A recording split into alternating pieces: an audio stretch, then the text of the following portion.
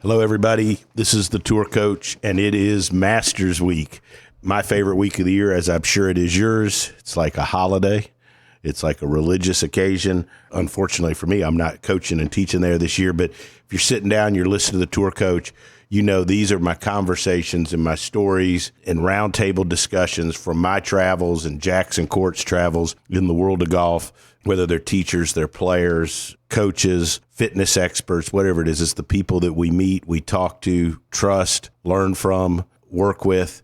All of it, we sit down and we talk and we share it with you to hopefully help give you some enjoyment, give you some inspiration, and also, more than anything, help your game. And so if you've been listening, you know the last several weeks, we've been doing a Masters giveaway with our new content going out on Dew Sweeper TV on YouTube. Look, all you got to do is go to YouTube and type in hashtag Dew Sweepers TV, hashtag on our YouTube channel. Join the channel, like it, go to the description of our podcast here, wherever you get your podcast, and subscribe to it and type hashtag Dew Sweeper TV, and you register for a giveaway Monday morning after the Masters. We're going to give away a set of Shrixon irons of your choice. We're going to give away 12 dozen Shrixon balls and a dozen Shrixon gloves to one lucky winner. Great opportunity to get some great Dew Sweeper Shrixon gear. All you got to do is check out our content over on YouTube, and that's Dew Sweeper TV. Our follows are going through the roof. The views and the comments about our content have been overwhelming. So please check out Dew Sweeper TV over on YouTube, and an opportunity to win some great Shrixon gear Monday after the Masters. Going to give away a set of Shrixon irons, 12 dozen Shrixon balls, and a dozen Shrixon gloves for one lucky winner. We'll do that drawing and announce it, so make sure you check it out. Great Masters Week. We're going to have a lot of content coming to you here on the Tour Coach, and we're going to kick it off today. So make sure you listen, subscribe, and none of this could be remotely possible without our sponsors, and that, of course, is Shrixon Golf, Bushnell Golf, Vineyard Vines, Mitch McConnell and the folks at McConnell Automotive and Buick GMC, and you obviously can't forget Ed Rowan, Taylor Martino and Rowan, and Stokely's Midtown Garden Center. All of that support makes the Dew Sweepers radio show, the Tour Coach, and Dew Sweepers TV all possible. So stay tuned. Masters Week is upon us. You got a great chance to win. And don't forget, subscribe to this. Go to the description of the podcast, like it, and comment, hashtag Dew Sweepers TV. Go to YouTube, hashtag Dew Sweepers TV, or repost this on any of our social channels, hashtag Dew Sweepers TV, and you could win the Shrixon and Dew Sweepers gear. Enjoy Masters Week. It's the first major of the season. I'm ready for it. Are you? All right. So this is very cool for me. Jackson, also, thank you so much for sitting in with us. Joining us here to kick off Masters Week here on the Tour Coach is a good friend of ours. We've been fortunate enough to teach with him a couple times. Legend of the game, Bill Harmon. Bill, thanks so much for taking the time. Not only a great teacher, but great caddy, and his father won the 48 Masters. I can't wait to kick Masters Week off with you, and I was pumped when I texted you, and you said you would be willing to sit down with Jackson and I, so thanks for taking the time. Well, it's first of all, it's good to hook up with you two again. We did a nice golf school down there at Frederica, I don't know, 3-4 years ago. Yeah. I met Jackson, and I'm glad both of you are doing well, and I'm doing okay myself. So let's start. There's a lot we could cover here. I mean, there's so many. I know you've got great memories and great stories from there, and I've been fortunate enough to coach there just a few times. And like, to me, the cool thing about Augusta is the stories you take out of there. It really is. Yeah. Like, everybody that's been there has a story. And I could sit all night and listen to yours, but let's start with your early memories and the stories about your father. I couldn't imagine growing up with a father who's a Masters champion. So I'm going to go ahead and ask you about the stories. Well, at age 73, I was having lunch with somebody today that had cut a picture out of the 1958 Champions Dinner, and my dad was there. And I said to him that, even at this stage of the game, I still get emotional when I see these pictures of him in the Champions Dinner, or whenever I go to Augusta and I see his locker in the champions locker room, I get a little choked up. So it's not one of those things that ever goes away. And I think the older I get, the more I appreciate it and the more special it becomes. So uh, the feelings that I have for my father being a former Masters champion has not diminished over the years. In fact, it's grown immeasurably. That's awesome. That's awesome. When was your first visit to Augusta? 1967. It's funny. My mother was from Boston and my dad was born in Savannah. A lot of times they say Tommy Aaron was the first native Georgian to win the Masters. That's not true. My dad was born in Savannah. And I think it was on a Saturday, and my dad said something to my mom about getting ready to go to Augusta the next morning. And she said, I've given you 20 straight years, and why don't you pick one of the boys? And I was the only boy living at home at the time. My brother Dick was in college, and Craig was in college. So he told me to pack my bags, and the next day we flew to Augusta, Georgia. We had dinner in the trophy room on Sunday night where I met Bobby Jones and Cliff Roberts. And we walked out to the 10th tee. It was a beautiful evening. And if you've been to Augusta National, I don't think I've ever seen a prettier inland hole without water than the 10th hole Augusta National. And almost it's an awesome experience because it's so downhill and the trees are so big. And I didn't realize how close the 18th green was to the 10th tee, because when you don't see any people there, it's a 40 yards or something. And my dad started the last round with a 2-shot lead, and he was playing with Byron Nelson the last round. He was a club pro, hadn't played in the tournament all year. And he birdied 6, birdied 7, and eagled 8. And he stood on that tee with an 8-shot lead. So I asked him, what does it feel like having an 8-shot lead on the 10th hole Augusta? And he pointed over the 18th green and he said, there wasn't a person in the world that could give me 8 shots in 9 holes. And I'm going to walk back up that hill over there. And I'm going to win the Masters on that green right there. So it was kind of a cool moment and a very, very little insight to what he was thinking, that no one can give me 8 shots in 9 holes if I know it, basically. If Arnold Palmer would have said that to himself on the 10th tee at the Olympic Club years ago with a 7-shot lead, right. But I think he just assumed he had it won. I think my dad realized there was a lot of water that had to be crossed, that he should play accordingly. So I think he shot 37 the back 9 and won by 5. Great. In fact, as a club pro, obviously, and I listened to you. I've listened to you bunches of times in person and at the stuff when the U.S. Open was at Winged Foot. Came dangerously close to winning at Winged Foot as well. Well, in 1948, he got to the semifinals of the PGA when it was match play. He lost on the 38th hole, so he was very close to winning 2 majors 1 year. And in the quarterfinals, that's when they started playing 36 holes. And he beat Sam Snead in 42 holes. So he went toe-to-toe with Sam and beat him. And then he lost on the 38th hole. So he had an outside chance of winning 2 majors. He had 5 top 3s in majors as a club pro. To put that in perspective, Jay Haas hasn't had 5 top 3s in majors. I'm not knocking Jay. I'm just putting it in perspective of a guy that didn't play on the tour. So it wasn't a fluke. I said last year when Michael Block had that wonderful tournament at Oak Hill, he finished 15th.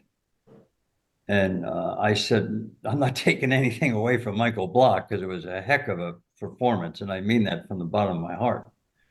But let's back up here a little bit. I know a club pro that had 5 top 3s in majors with a win. So he was a heck of a player. And for a guy that never played the tour, to be able to, you guys are players, to be able to feel that comfortable in that arena.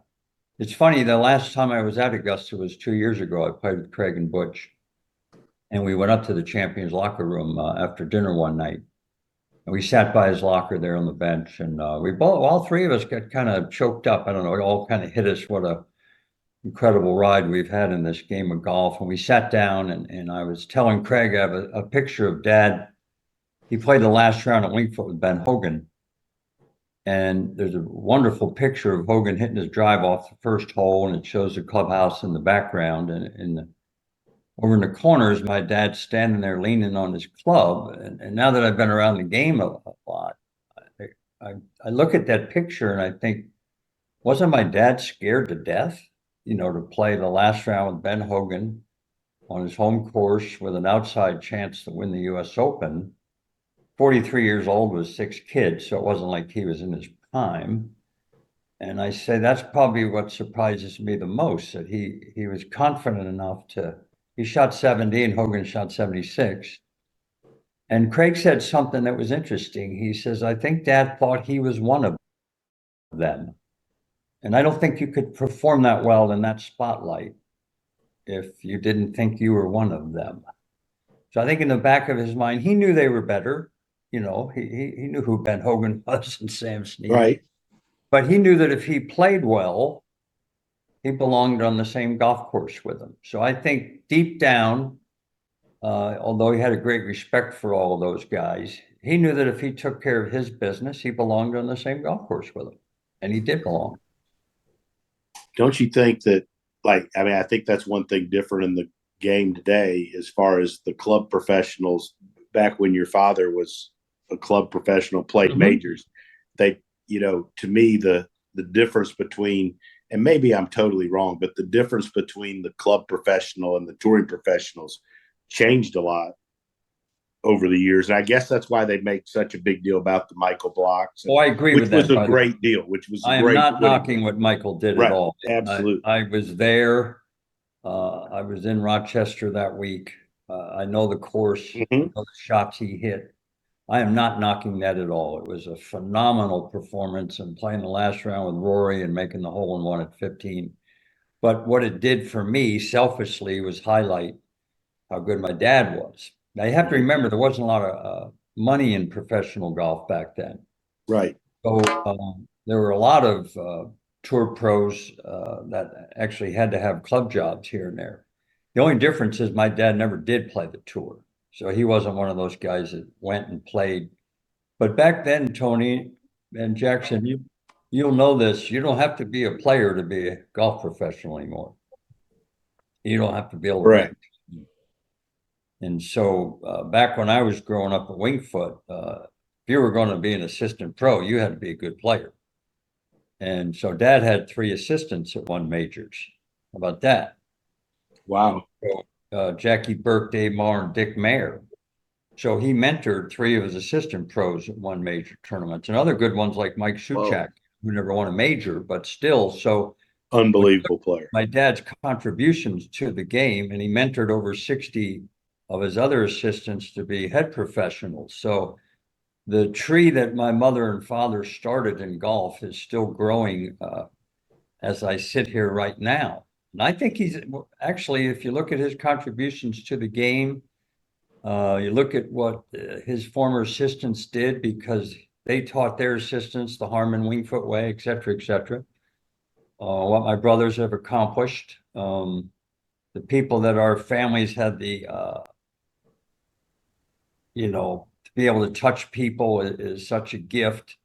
So I say my foundation is also part of this tree. And so the Harmon tree that my mother and father started back in the 40s is still growing. And I don't know of too many golf professionals that have affected the game, to be honest with you, anywhere even close to what. Not even close. No, I would agree. I'm not saying that. You just look at the record. That's all. You can look up who, Bob Ford, great. Did he ever win a major? He made cuts in majors, which is a tremendous achievement. Wonderful guy, wonderful head pro, the whole thing, but did he have assistants that won majors? So when you look at this thing that my dad started, and it's still growing as we speak, it's a very, very humbling experience to be a Harmon. That's how I look at it. No, it's special. And that's not even counting.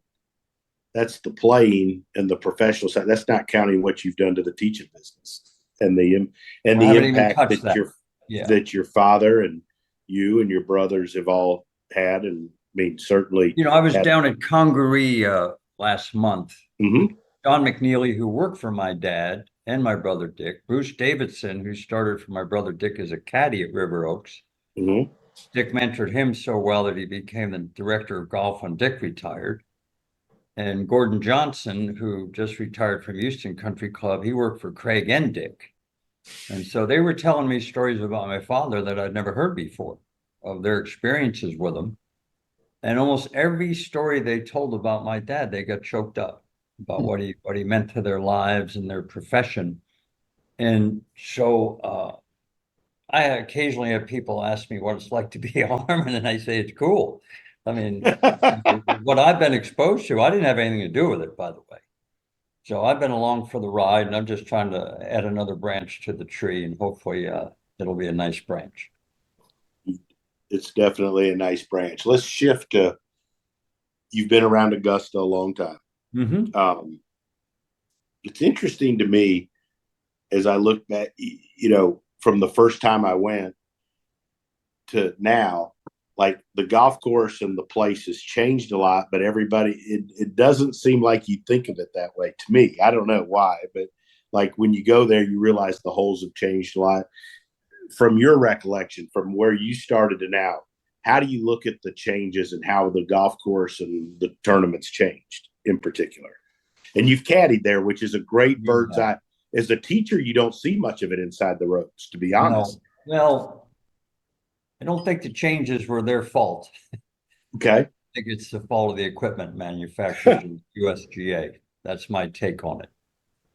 And they've allowed all these great courses to become obsolete.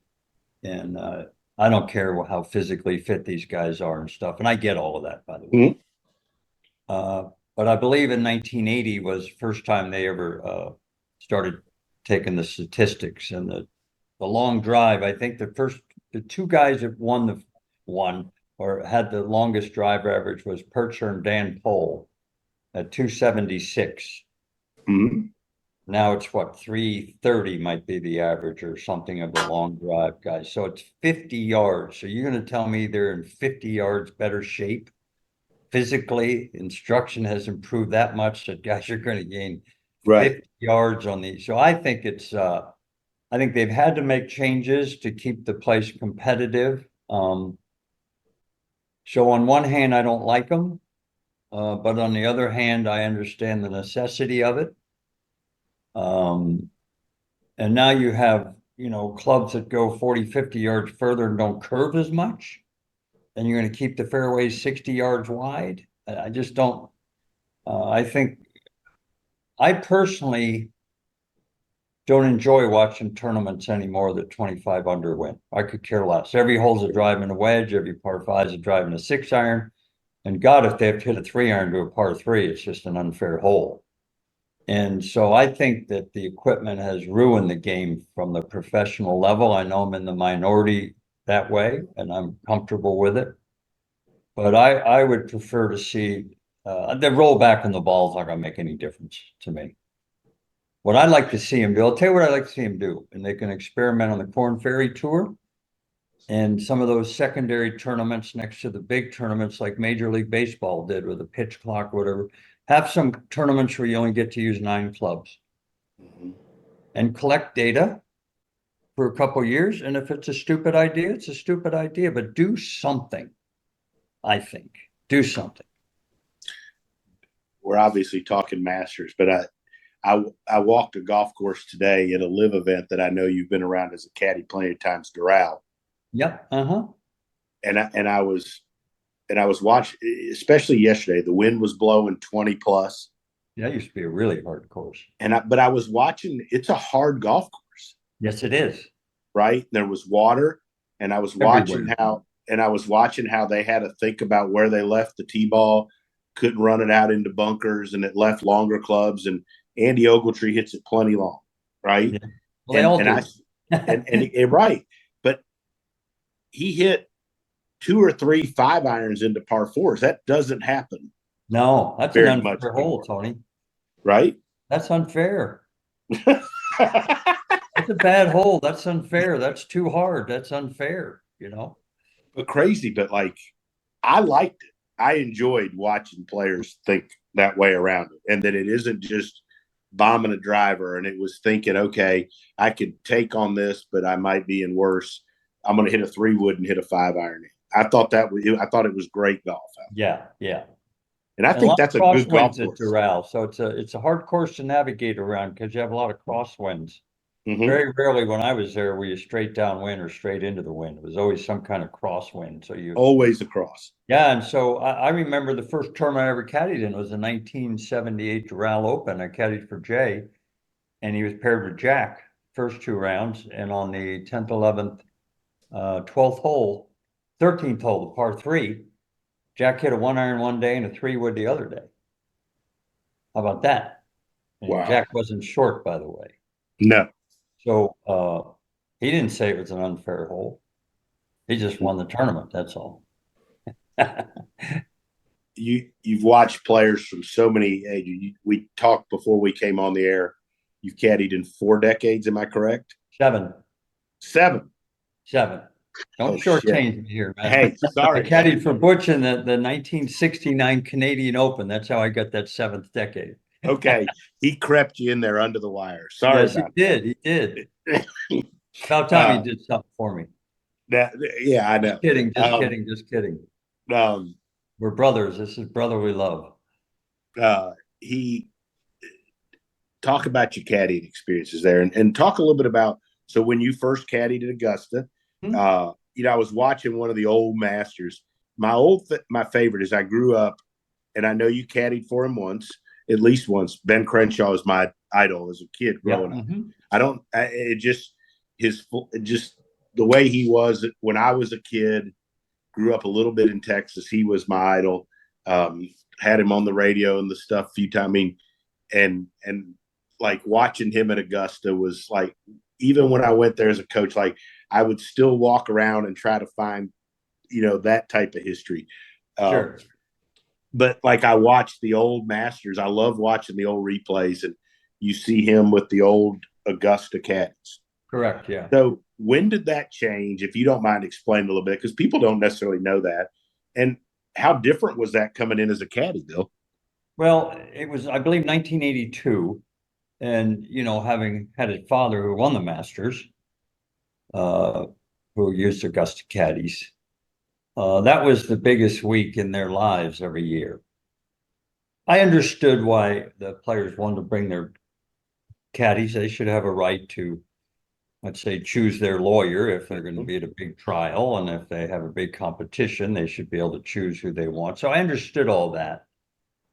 But at the same time, I was very aware of the fact that we were taking away a pretty special week in their lives. So I didn't really feel real good about it, to be honest with you. It wasn't something like, about time they let this happen.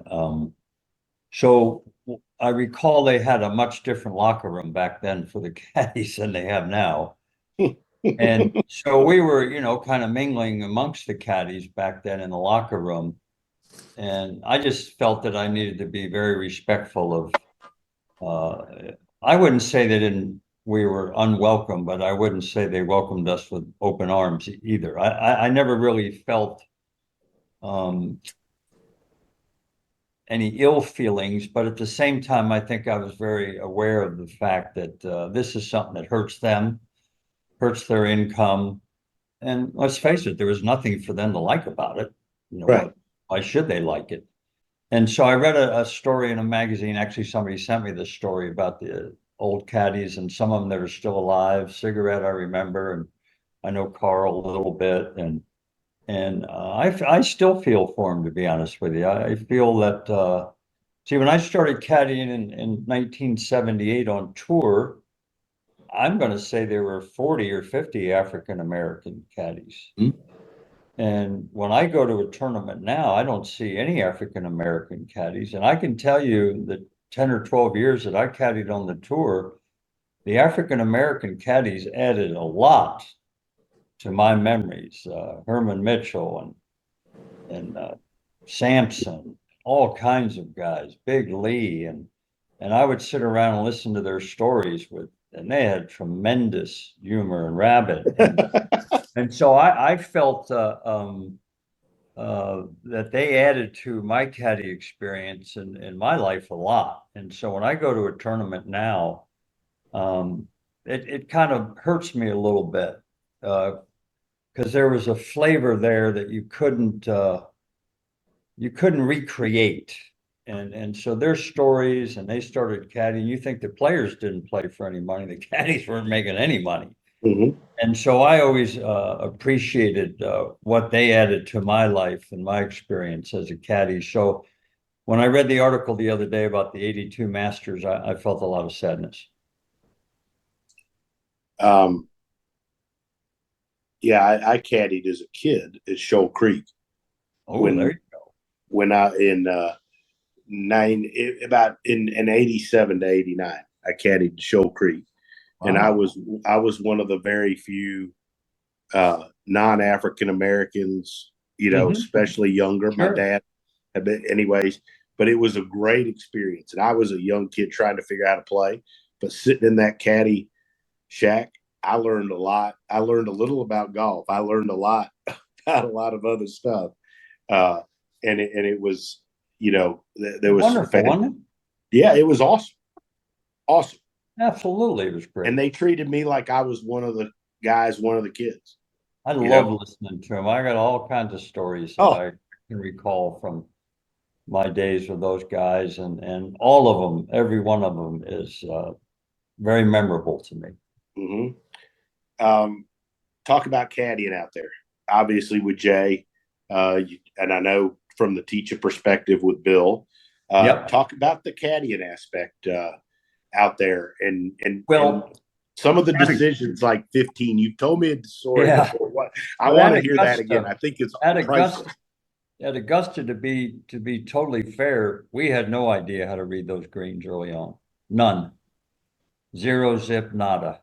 Mm-hmm. Nowadays, they have in the yardage book, they have a dot on the green part of the yardage book where Raised Creek is to tell you where the putt might be influenced. So we all misread one putt after another the first 4, 5, 6 years, I would say. And they're really hard greens to read. So I think in many respects, the Augusta National caddies would have done a much better job green reading than I did. That's for sure. I had a lot of thrills at Augusta caddying. I'll get to that story with Jay in 86, but one of the big thrills was Jay qualified to play when he was 49, and he got paired with Nicklaus the first 2 rounds of Jack's last Masters. So 36 straight holes, standing ovation on every tee, 36 straight holes, standing ovation on every green. And when you're out there caddying, you're working hard, but you can't help, if you're human, to realize that there were 6 people on those greens, 3 players and the 3 caddies, and I was one of them on every green. And one thing I did learn from being a Harmon was that you had to be appreciative of what you have in life. And so even though I had a dad who won the Masters and all that stuff, I felt humbled to be on every one of those greens with Jack. And sadly, I don't know how it worked out this way. I don't know how they came up with this, but Jack's last hole was not on 18, it was on 9. He didn't get to walk up 18. Why? Whoever made the pairings, because back then they started pairing them for 36 holes. It used to be they repaired every day. And so his last hole was not walking up the 18th hole, which I think was a big mistake on somebody's part. All they had to do was tee him off on the back 9 on Thursday and the front 9 on, because he was how old he was, so there was a chance he might not make the cut. Right. I think they whiffed on that myself. And so his last hole was a 9th green. He hit it in there about 6 feet. Had a straight uphill putt. He's buried the last hole 5 million times in his tournament. I think the standing ovation lasted minutes. And I kind of got off to the back left of the green. The pin was in the front right because I like being in the audience and checking things out. And I was just sitting there thinking how cool this was. Not a dry eye in the house. And finally, I saw Jay walk over to him and put his arm around him, but I couldn't hear what he said. And afterwards, Jay told me that he walked up to him, and it's funny how moments create certain emotion that you couldn't plan. Jay walked up to him and said, "When you stop crying, I'll stop crying." And that was kind of a cool moment. So that's That's awesome.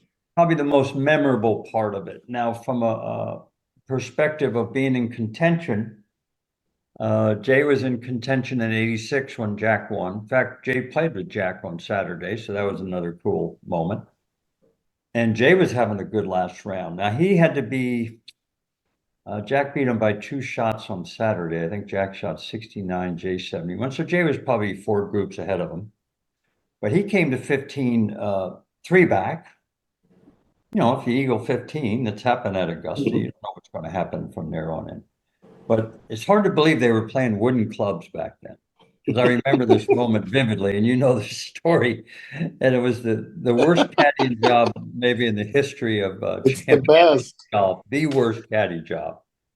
So in the practice round on Tuesday, Jay wasn't a long hitter, so he had to be more of a technician. And he asked me, he pointed to a sprinkler and he said, "How far is that?" And I said, "It's 234 to the front." He said, "Well, let's make a decision right now. If I don't drive it past that sprinkler, we're just not going to go for it. It's no decision. I can't afford to make 6s on these holes. I don't, I just have to play the course differently." So he hadn't missed a shot all day, and it was warm. If you see any of the replays of it, everybody was in shirt sleeves. And he was flushing every single shot. And my dad told me one time, and I'd shared this with Jay, that you only gamble when you're swinging good. You never gamble when you're swinging bad, which is a hell of a little pearl, I would say. Don't gamble when you're swinging bad. So we get up there and I'm looking for the sprinkler because I'm sending them, and boy, oh boy, we get up there and he's 7 yards behind the sprinkler, and now you get 241. And 241 back then to carry, when you're long way. This starts my process of stupidity. So I want him to go for it. And I know that if he flushes a 3-wood, he can get it there, because it's warm, he's playing good, he's jacked up. So he asked me how far it was, and I lied. I said it was 234 to the front, pins on 16, 250. But as soon as I said that, I said, "What are you doing? There's a lake in front of the green. It's Sunday of Augusta. And you're going to jack the yardage down 7 yards? This has got to be the dumbest thing." So now I'm thinking, I got to stop this. I can't do this. I got to say, let me re-walk it. I added or subtracted wrong or whatever it was. I got to get out of this. By now, he's got the 3-wood out. He's getting ready to hit, and I'm debating. I got to go timeout. I think I gave you the wrong yardage. As this is going on, some handheld CBS cameraman's running behind us, and now this is going to be a live TV. This blunder that I'm making, the dumbest decision in the history of Augusta National and the Masters. And by this time, he's waggling, and it's I'm just sitting there. The private has no excuse, sir. That's what I used to say in Marine Corps boot camp. And he hit this shot. And I think when he started his downswing, I started screaming, "Get up." But I'm sure I waited till he hit it. It's the most beautiful shot you ever saw. High draw, I mean, right at it. Most beautiful shot I've ever seen. And I'm screaming, "Get up." And he says, "No, don't worry about it. That's there." I'm thinking, wow. I forgot to tell you, I gave you the wrong yardage, pal. And fortunately, he landed it on the green, and it rolled right past the hole, just off the back edge of the green, about 15 feet. And he 2-putted, and he parred the last 3 holes, and I think finished 5th. So it was a great tournament for Jay. I think he shot 67 the last day. Great. 67 the last day to Augusta, and get in the hunt and perform well. And you played with Nicklaus 1 round. So he lived in Greenville, South Carolina, and he was going home, and the next tournament was Hilton Head, which wasn't far away. I think it was only like a 2-hour drive, maybe. And he said, "I'll see you Tuesday morning at Hilton Head," because he always liked 7 o'clock. He always liked to play practice rounds early. He hated practice rounds, oddly enough. And he hated playing with a lot of other people because all they're doing is chipping and putting. And he's sitting there watching them chip and putt, and it's really not helping him. So we got there at 7, and he said, "Yeah, let's just go to the first tee. I'm not going to hit any balls." So we went out first. This is 2 of us. Along with being a recovering alcoholic, I'm a recovering Catholic. So I have a lot of guilt issues, And so now I think I'm in the confessional, bless me, player, for I have sinned, And I said, "Jay, I have a confession to make to you." And he goes, "What's that? That you gave me the wrong yardage on 15 on Sunday?" That I knew where the sprinkler was. And he said, "I wanted you to talk me out of laying up. And I do recall you telling me that your father said you only gamble when you're swinging good." He says, "So you read the situation perfectly." So now all of a sudden I'm feeling like the best caddy. I'm going to go into the stories about Augusta with Iron Man and Carl Jackson, and Bill Harmon here. And so I said, "Well, that's very nice of you to say, but hypothetically, let's say you hit a little bit off the neck or a little bit thin and that thing landed in the middle of the lake. Would that have been good caddy?" He said, "I wouldn't have asked you to be at Hilton Head at 7 o'clock on Tuesday." So it worked out to be a fun story. So the dumbest and best caddy move in the history of the Masters. That's awesome. We're looking ahead to this year's Masters. What are you looking for this year? Who obviously relationships with, obviously with your brother, and you have a good pulse. I saw that Rory spent a little time with Butch. Yeah. Saw that. This is a perfect Butch story. Okay, so I can't wait. You have to remember that Butch and I are brothers. Okay, so we were brothers before the Golf Digest teaching rankings ever came out. Okay, he was born in 1943. I was in 1950. I don't think they had golf teaching rankings out. So we're brothers first. But he likes to spray his turf. He's a little bit like the lion in the jungle, A little bit. Going pee on those trees, to spray his turf. So he texted me that he'd spent 4 hours, I think, with Rory. Now, you're a golf professional. Jackson, you're a golf professional. So imagine it was your brother, Butch Harmon, the best teacher ever. And I think I can say that without question of the professional golfer. So a logical question from his brother, who's also a reasonable teacher, certainly not his ilk, which I understand, but okay, that little success. "What are you working on?" I text back. He texts back, "Playing better." "Oh, really?" No shit. "I thought you were working on playing worse, So playing better. So I'm not some, random writer asking him this question. He's at home in his living room. I'm at home in my living room. "What are you working on?" "Playing better" is all it said. So then I said, "Well, no, you know what?" So then he decided that he would tell me. So like I said, it's cool being a Harmon. No, I think it's cool. It is cool, by the way. It is. Fact, he just called me while I was on this thing with you. I always enjoy not picking up when he calls. It probably pisses him off a little bit. Could be a little bit, yeah. He's good. He's great. But now, who do you look for this week? And who are, when I saw that Rory went to see him, I mean, look, this. Oh, he's already changed his ritual. Okay. Coach told him to get in there late Tuesday. Mm-hmm. Don't play in the par 3 on Wednesday. You've already been there. You played the practice. You've done it. You know the course. Don't go there and Monday and answer questions for 3 straight days. So he's already changed that a little bit.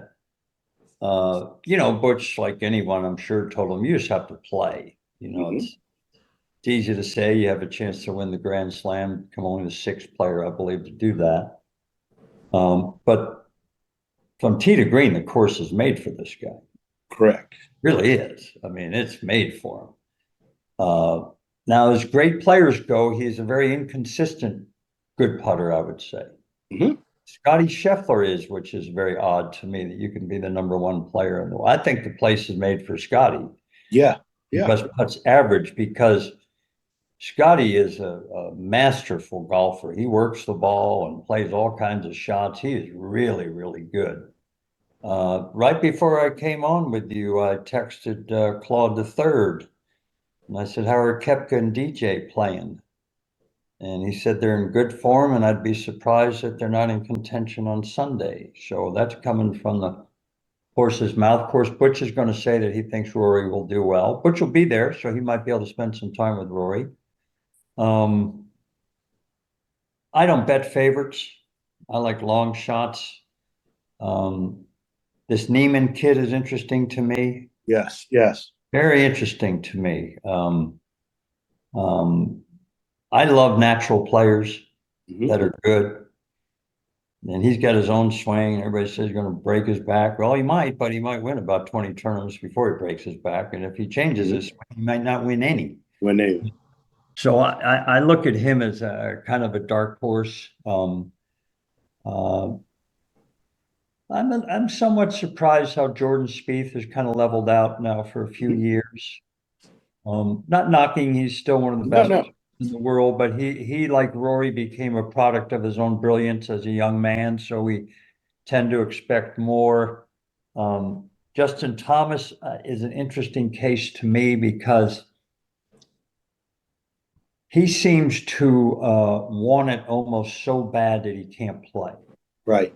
Almost like he doesn't let the tournament come to him. His desire to win. So I don't think that's choking. To me, choking is being afraid to win. Choking actually is normal. The people that don't choke are abnormal. So I don't like the choker label because that's what normal people do, you know. And so I wonder about him because he's so good. He's won 2 majors. He's won a Players Championship, which I consider a major for me. But he doesn't perform in all the other majors that well. You know, I think he's missed 3 or 4 cuts in a row in majors. But you're one of the best players in the world.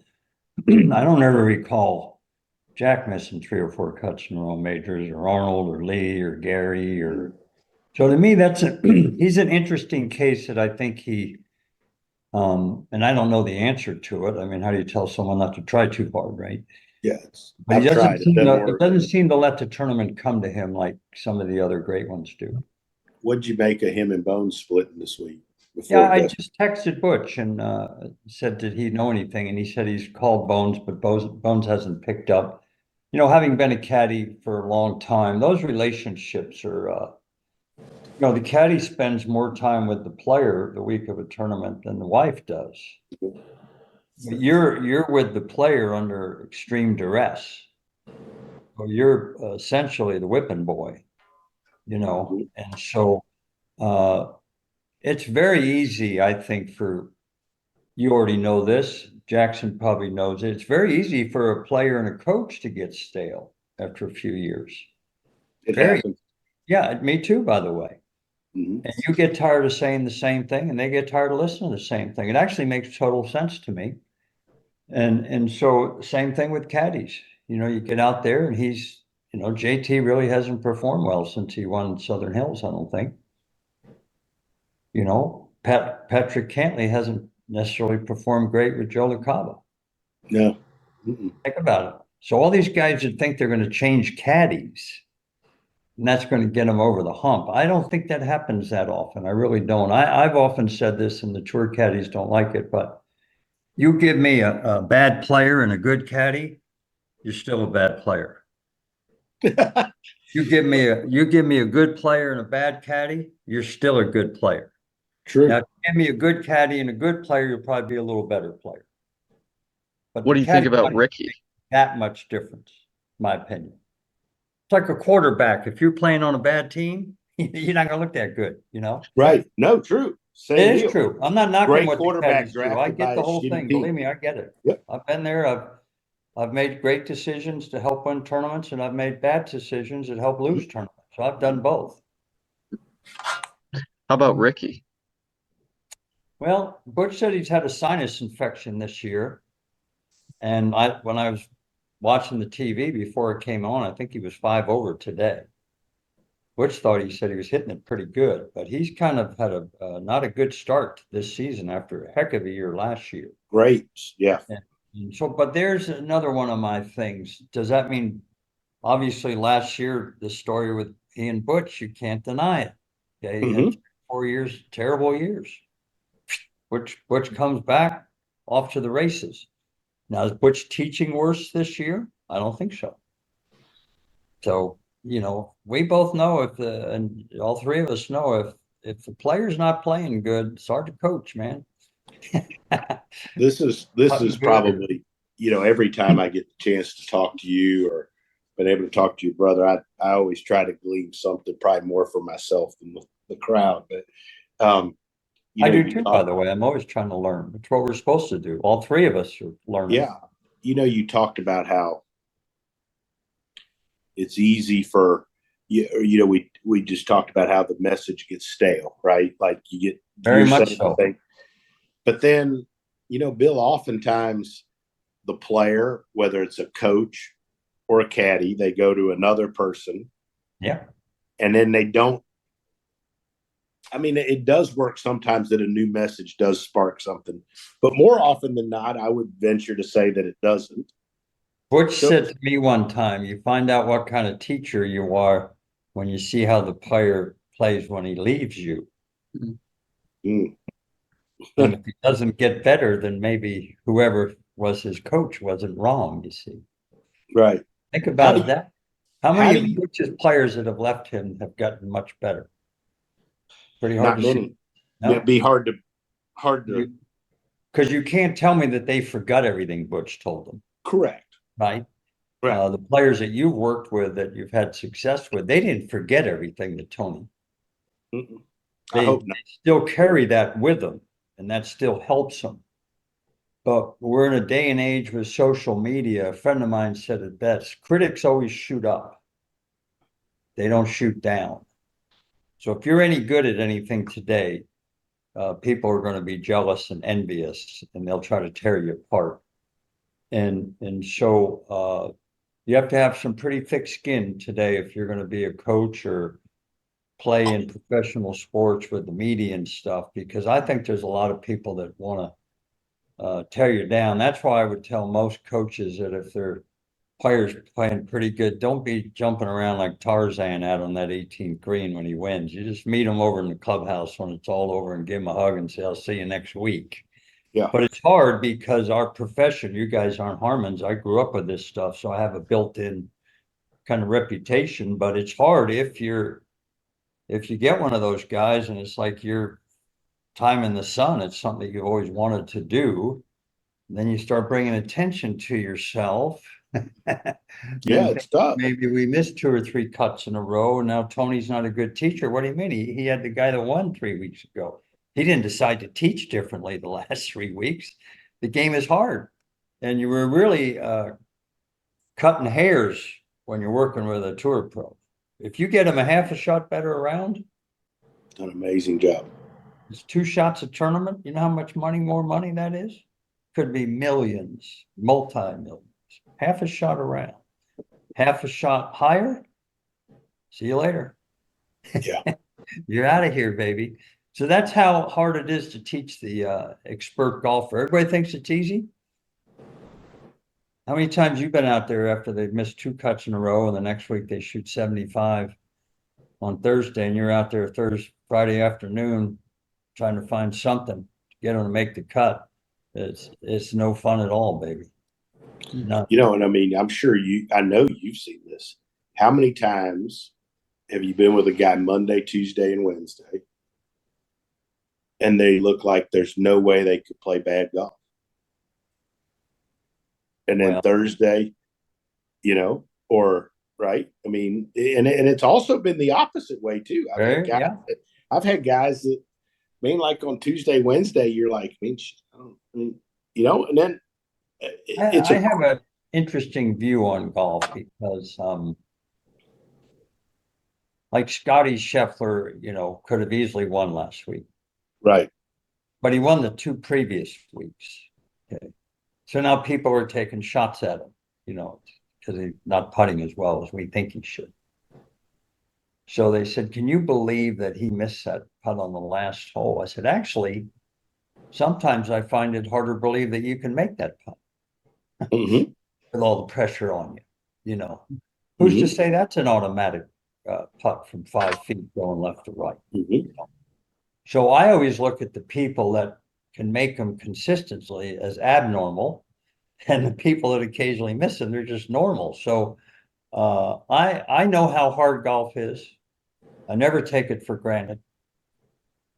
In fact, the days that they hit it good on Monday, Tuesday, Wednesday, I'm a little more nervous. And maybe if they're not playing good going into it, sometimes they muster this grind inside them. And they grind and they grind, and they might find something Friday morning on the range after turning a 73 into a 70 the first round. And they could win the tournament then. So it's very hard to get a trend line on most golfers. Mm-hmm. You know, some of the great ones you can. But I just think the game is so hard to me. I don't see how anybody wins a tournament. How are you going to beat 150 of the best players in the world? You know, many things you got to do right to beat the other 149 that are really good. So I don't know how you win a tournament. So I have kind of the opposite thing. I exalt the people that are even in contention. I really do. Bill, this was awesome. Jackson, you got any questions back there? What are can we flash back to Augusta? Yeah. What are some of your favorite holes out there?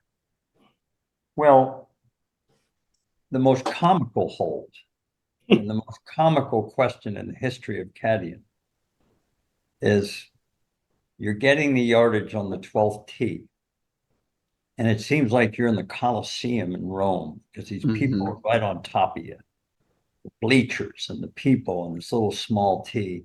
And there's nobody between the 11th green and the 12th tee. So you walk up this hill and you can feel it. You can feel how special this is. So you're getting the yardage and you look at the flag on 11 and it's blowing to the left. And then you look at the flag on 12 and it's blowing to the right. And then you nervously pick up the grass and throw it up on the tee like that's going to make any difference. And it's coming into you. And the player says to you, what do you think the wind is doing? And I've always wanted to say, how the hell do I know? No one's figured it out since 1934. And so that hole is such a, if the wind is blowing, it's almost an impossible hole. You've got to hit a great shot and then you got to get lucky. There are certain shots that I don't think get enough. The second shot on 13, you know, we'll be watching it on TV and the guy's hitting a 4-iron and they think it's automatic. You've got an uphill side hill lie. From the front left to the green to the front right to cover is an extra 23 yards. So you got a hook lie. The Tour Pro or any good player is going to protect this thing hooking. But if you hold on and you don't hook it, you hit it in the water, you see, with a pretty good shot. So when you see these guys just flush these things into the middle of the green, you just can't believe what a good shot that is. And I think that shot is very underrated, how difficult that is to hit a long iron off that lie and just put it right in the middle of the green is a great shot. I think the second shot on 15 is much harder than it looks because there's no depth perception behind the hole. It's sitting like a tabletop. Now there's trees, but they're not like a glove, you know. So they're back a little bit, yeah. When the ball's in the air, you have no idea where it's coming down. You don't know whether to get up, get down, whatever. So I think that's a very odd hole. And I think I think one of the hardest shots at deceptively is when the pin's in the back right on 17. Okay. You go 1 yard too far and you're down there on that 18th tee almost, and good luck there. Isn't that where Kenny Perry hit it? Yes. And so I think there are shots that you don't realize how difficult they are. And actually the second shot on 18 is very hard. You've got that uphill lie to a very narrow green. The first hole is deceptively hard. I think the tee shot on number 7 is weird because you start out with a pretty wide open tee shots and all of a sudden you get like this really tough hole. It's like, whoa, where'd this come from? And then they float you around and they give you a similar look on 18. You've been just airing it out, and all this. So 7 is interesting to me. Have Pin placements dictate a lot of strategy. Yeah. And I'll tell you what they do there, which is interesting. They lure you into the wrong place to miss it. So I'll give you Tony's been there. The pin's in the back left on number 4. Okay. Yeah. Your instincts are to put it into the middle of the green. Now you got a 40-footer, you're coming uphill. When it gets uphill, it's going straight downhill, down grain. It's hard to get that putt within 6 feet. But if you shoot at the flag and miss it left, you're chipping straight uphill into the green. You actually have an easier chip shot. If the pin's in the back right on 14 and you go over the green, you're chipping back uphill, very easy shot. Very easy shot. And so some of the pin placements, if the pin's in the front left on number 3, you go over the green, you're chipping back uphill. But your instincts aren't to short side yourself. Your instincts aren't to go over the green. So you find yourself being lured into what you think is a safe shot, and it bites you in the hiney. So I think that's part of the genius of the design of the course. Have any of the holes gotten better with the length? See, I don't mind the length because I'd rather see him hitting, 7-iron into 11 than a lob wedge. 7-iron's too little club as far as I'm concerned. So it doesn't make any difference. You can't make a course too long anyway. You really can't. I think number 4 at 250 is a little much, but they don't normally put it at 250 either. So even with number 5 with the new back tee, they're hitting 6, 7-irons, and they can hit it 10,000 feet in the air. So when the pin's in the back right on number 6, whoo, that's a tough shot, boy, because you don't know what the wind's doing, I think 5 on that ledge. I think 5's a really hard hole. Oh my God. That's one of those holes where 1 yard can make, or 1 foot can make it. To me, I've just watched a few guys I've had being like, man, like that's just a hard hole. You know that Jack made 2 2s there 1 year? No. On 5? I believe that's true. Ow! Oh, out of second shot. I think he made 2 2s in the same year. I could be wrong there. I gotta look this up. But I think he did. Holy shit. No way. You didn't tell me we could swear on this show. Yeah, this is a my podcast. wife just said you can't. Oh, come on. Tell Robin you're allowed. Yeah. In 1995, Jack Nicklaus became the first person to eagle the 5th hole twice in the same tournament. So you thought, see, I couldn't make that up. No, but I wouldn't make that up unless it was true. Yeah. How about that? The first round of the 3rd round. I think 1 was a 7-iron. Yeah, 7-iron on Saturday. And 5-iron maybe the other day? Doesn't say, but the first round they flew it right into the hole. Okay. What year was that, Jackson? 95. That's the year Jay was leading after two rounds. Shot 71-64. Oof. Shot 64 at Riviera the same year in a major.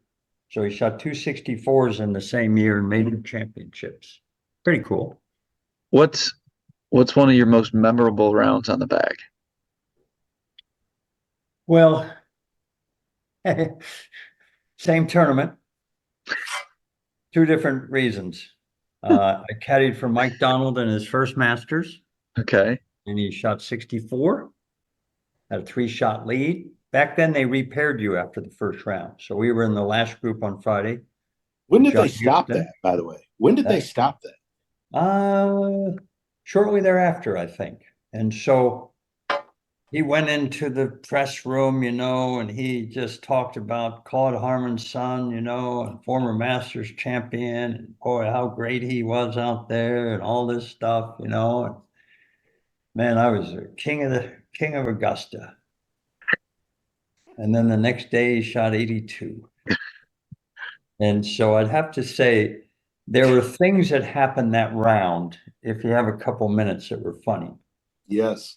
He He had two beautiful shots on the first hole. I could drive in a 4-iron about 20 feet. And he putted it down about 2 feet. He had a straight uphill putt and he kind of yanked it. And then the second hole, he was right above the hole, was in the back left. He had this downhill slider. And I said to him, I said, you got to watch the speed on this thing. You know, it's okay to try to make it, but it better be going slow. And he lipped out, ran about 15 feet by, and he three putted that. Hit the first 5 greens and he was 4 over. He three putted 4 times. Wow.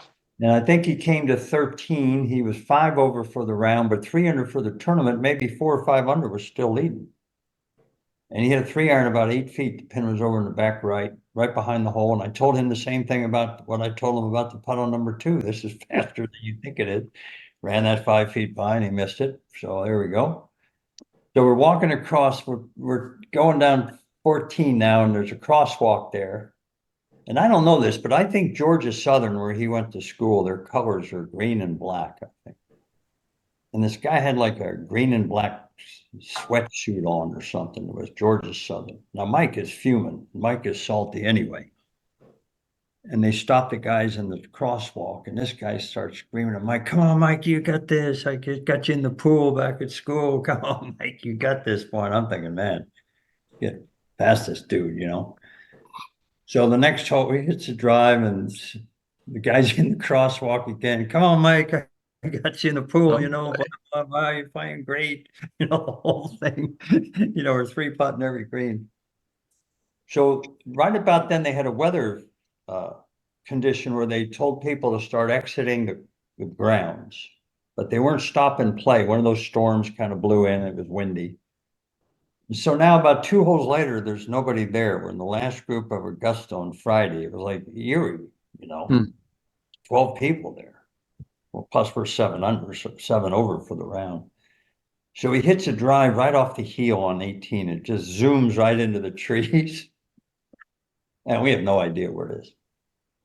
And there's a guy there, and he was a Southerner, and he says, hey, Mike, your ball hit on top of the bathroom here, because there's a bathroom over there by the 8th tee. It's in between 8 and 18. Mm-hmm.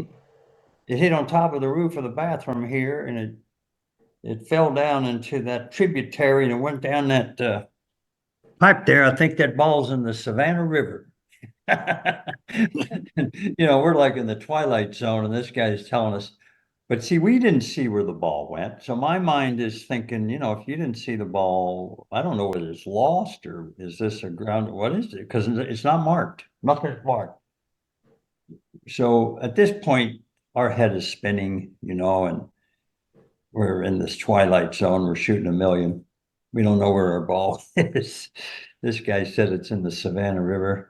And here comes the fan from Georgia Southern. Come on, Mike. Come on, Mike, I got you in the pool. Hang in there, man, you're playing good. And Mike says, you can take that pool and shove it up your blankety blank blank. Because I don't give a blank about your blanking pool. So now the official comes down, and it's PJ Boatwright, head of the USGA. Oh, wow. Mike lights him up before he gets out of the cart. How long you been marking this course? 1934? Don't you have a book? You know, you just follow this book. Don't you know how to mark a course? You're the president of the PGA. And I'm thinking, oh, here, Mike, we need to get this to maybe be a one-shot penalty, not lost ball or something, you know. And Mike is all over this guy. Just all over him. And I'm thinking, I'm trying to get in there, you know, like a referee, boy, and stop this. And PJ Boatwright, to his credit, said, well, Mike, we never thought anybody would hit it here. So he made triple and shot. It was only a one-shot penalty somehow, some way. So now we'll fast forward to the next year, that year, the U.S. Open's at Medina. And Mike Donald comes to the 72nd hole with a par to win. And he bogeyed. Right. Goes into an 18-hole playoff with Hale Irwin. In the playoff, he has a 2-shot lead with 3 to play. And Irwin hits a 2-iron 6 feet on 16 and makes a birdie. Mike bogeys 18 again. Okay. So now they got to go sudden death. And this is what we kind of say that God has a sense of humor. Who do you think the referee of that match was? Oh He's boy. outright. Okay. So they get on the 19th hole. And Mike was right about this, by the way. Mike was 100% correct about what happens. They get on the 19th hole, and PJ says, Mr. Irwin, you have the honor. And Mike says, well, why does he have the honor? He said, well, you made a 5 on the last hole, and he made a 4. But Mike said, this isn't match play. We signed those scorecards, and we handed them to you, by the way, which meant that round is complete. Mm-hmm. We draw straws to see who tees off first. Mm-hmm. What I did on the last hole's got absolutely nothing with who tees off first here. And he's right, by the way. Mm-hmm. Once you sign that card, right, Tony, the round's over. It's a new deal. It is a new deal. Right. And so at this point, Mike says to him, well, himself, where am I going with this? I'm getting into this fight with this guy again. And Irwin, he said it didn't make any difference. But he said, I would have rather driven first. And if I got it in the fairway, he said, we both hit drives and Hale birdied the hole to beat him. But isn't it funny that Mr. Irwin, you have the honor, you got to believe that he remembered that scene. and a part of me kind of understand it. Lighten him up. How long have you been marking this course? 1934? You don't know how to mark the goddamn golf course? So I hate to say that the 64-82 was the most memorable, but it was most memorable, I think, because of PJ and the Georgia Southern fan who finally got his just due on the 18th hole there. Oh, gosh, that's beautiful. Bill, this has been awesome. I can't thank you. Yeah, seriously, thanks for taking the time. Thanks, Robin, for letting us. Good talking to you. Good seeing you again, Jackson. Yep. Glad you're all doing well. Sir, thank you for your time. Let's do it again sometime. If I'm a good lefty out of the bullpen when you need one. No, you're the best. Thank you for everything. Guys, thank you. Look forward to catching up. Sir. Thanks a lot. Bye. See you.